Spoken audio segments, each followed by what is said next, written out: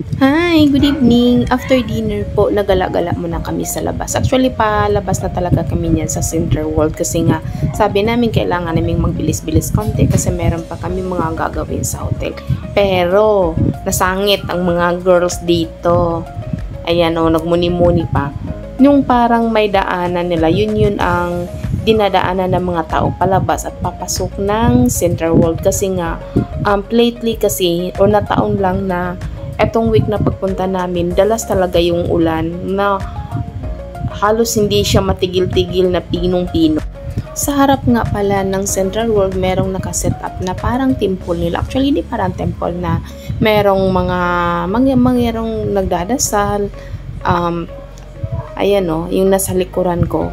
Tapos meron din nag-alay, meron din mga daming klase na mga Buddha na dinadasalan nila. So, syempre, hindi man natin alam kung anong ibig sabihin nun. So, kahit respect lang po kami. Pero, ayun naging hindi kami nag-ano yan. Pero yung mga kasamahan ko, nagpusing-pusing pa talaga para magpa-picture. Sabi ko, uy, respect naman kasi nga, dasalan nila yan. Yun. Tapos, sa labas ng Central World, ito yung makikita natin. Yung parang temple, parang nila, dasalan. Tapos, ayan siya, merong mga nagdadasal. Ayan. Parang may altar nila or ano ba tawag dito sa kanila. Ayan. And here's the closer looks po. Ayan yung pinagdadasalan nila.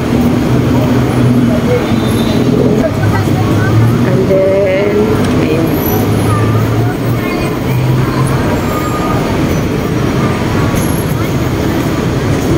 At the time po, palakas na talaga yung ambon. Kaya dali-dali na kami umakyat sa escalator na merong bubong din.